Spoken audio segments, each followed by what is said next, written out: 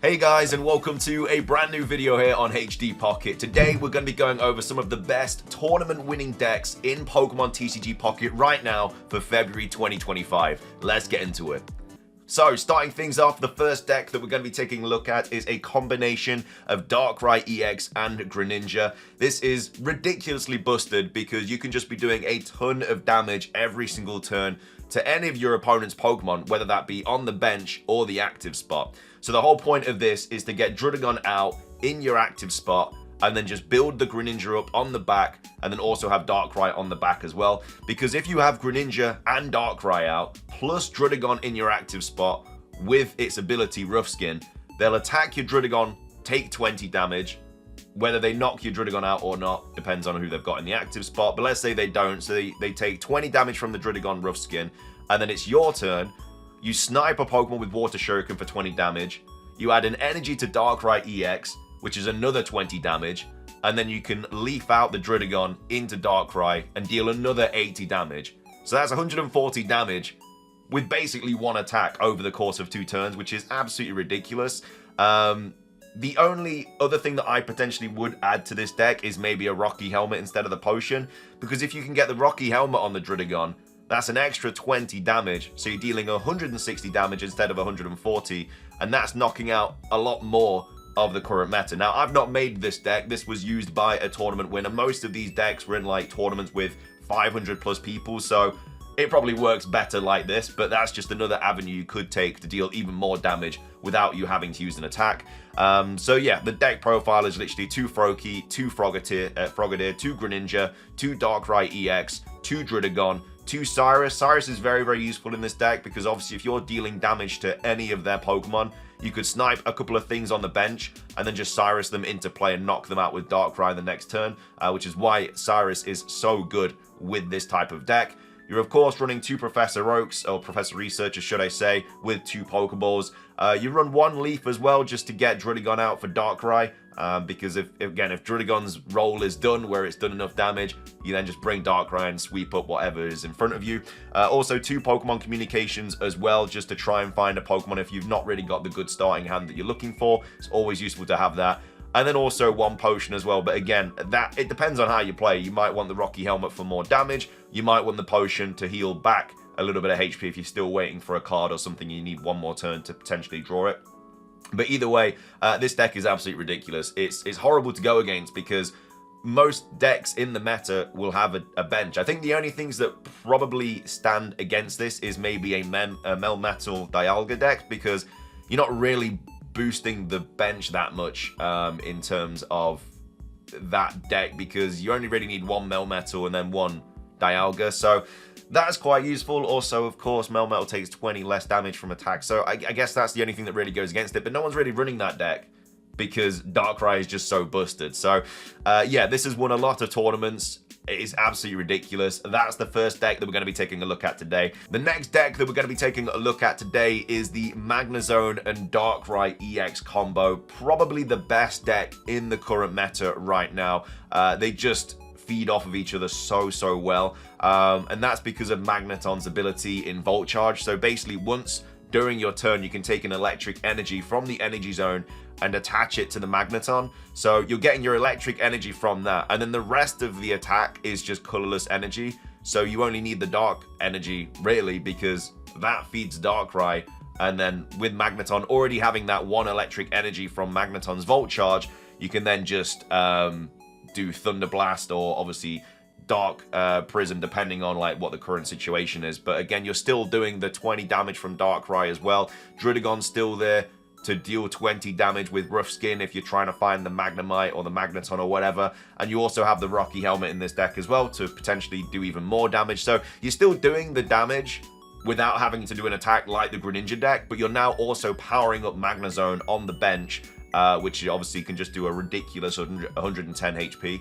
So you want to maybe Volt Charge a couple of energies, because if you only Volt Charge 1 energy and then you evolve into Magnezone, you have to discard an electric energy to use Thunder Blast, and you won't be able to get any more electric energy. So the best thing to do is obviously get a bunch of electric energy on Magneton, and then you just kind of set for it, and then just start dealing Thunder Blast. And then also you've got the Darkrai, like I say.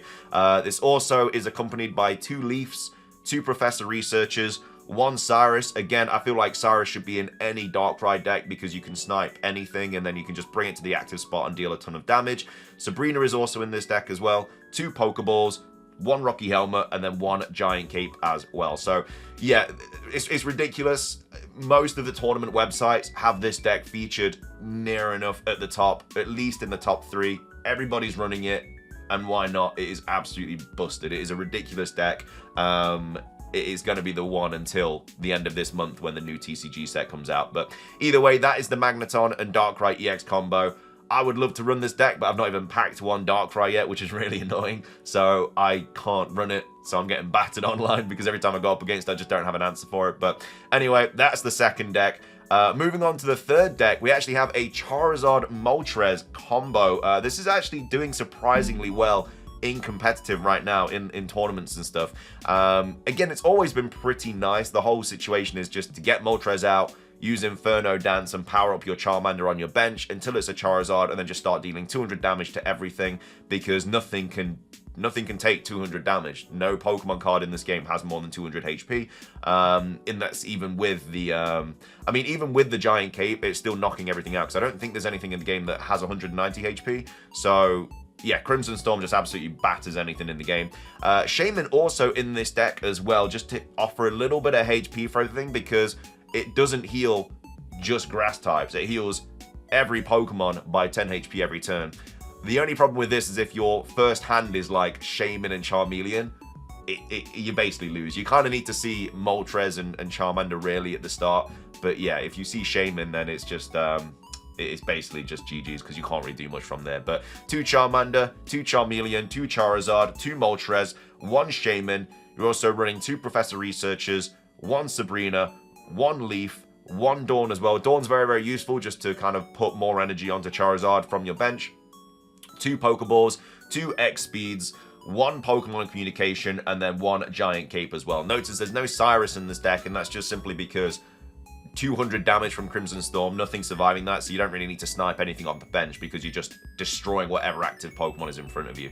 And Charizard also has 180 HP as well, so it needs a couple of hits to obviously knock it out. So yeah, I'm surprised this is still doing so well in the current meta, but it is winning tournaments. Again, it's not as good as the Darkrai decks in my opinion, but it's still doing relatively well, which is obviously why it's in today's video. But either way, that's the third deck that I wanted to take a look at today. The fourth deck is all about Palkia EX, not really seeing as much play as Dialga. I think Dialga is a lot more consistent because Palkia only really works with water decks, whereas Dialga works with any kind of colorless deck. People are running it with Licky Licky, Yamega, Pidgeot. It's just really, really universally good. Whereas Palkia, like I say, only good for water type decks, but it's still good at what it does. So this is a Manaphy, Palkia, Articuno, Vaporeon combo. Obviously, the main threat on this deck is Palkia EX with Dimensional Storm doing 150 damage.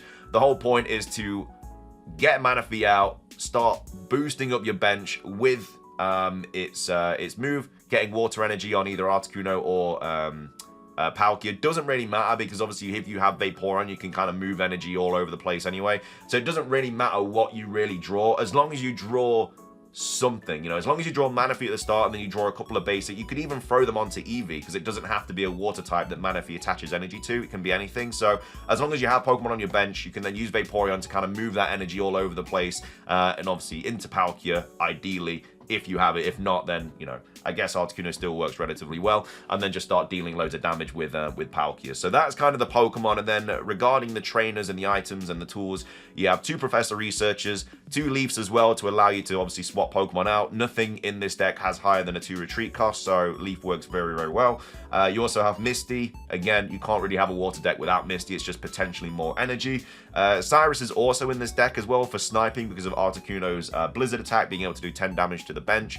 2 Pokeballs, 1 Pokemon Communication, and then 1 Giant Cape as well. Again, water decks have always been relatively useful because of Misty being so broken in the game. I feel like they're not as prominent in the meta right now, just simply because Darkrai is so good. but they're still holding their own. It's still a decent deck, and you can do a lot of damage with Palkia. And again, you can just get so much energy from Misty and Manaphy in this deck. It's just really, really useful. And then the last deck that we're going to be going over today is, of course, another Darkrai deck, and it is the Weavile Darkrai combo. We've already spoken about this deck in a previous video. The whole point is that you want to be kind of getting Weavile out, getting Darkrai out as soon as possible, dealing 20 damage to a Pokemon, and then, of course, Weavile's damage goes up to 70 with only one Dark-type energy because the Pokemon is already taking a hit. So, yeah, you have 2 Sneasel, 2 Weavile, 2 Darkrai EX.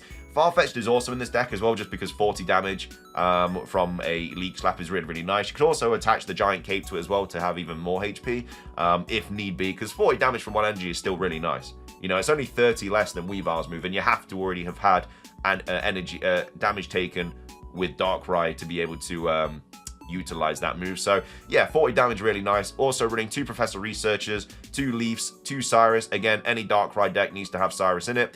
2 Dawn as well, in case you want to be swapping energy all over the place.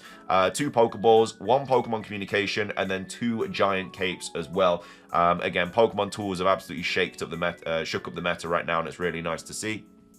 But Darkrai definitely, I mean, I think Darkrai Weavile was like the best deck when this new set came out. But then when people sort of started utilizing it with different cards, they understood that Magnezone is just the way forward. So they're the 5. I mean, there's other decks as well that have been doing really, really well, but these are the 5 decks that have been kind of popping up the most in tournaments and winning. Again, for me, I think the Magnezone deck is just the best by far. It's ridiculous. The Greninja deck is also very, very good.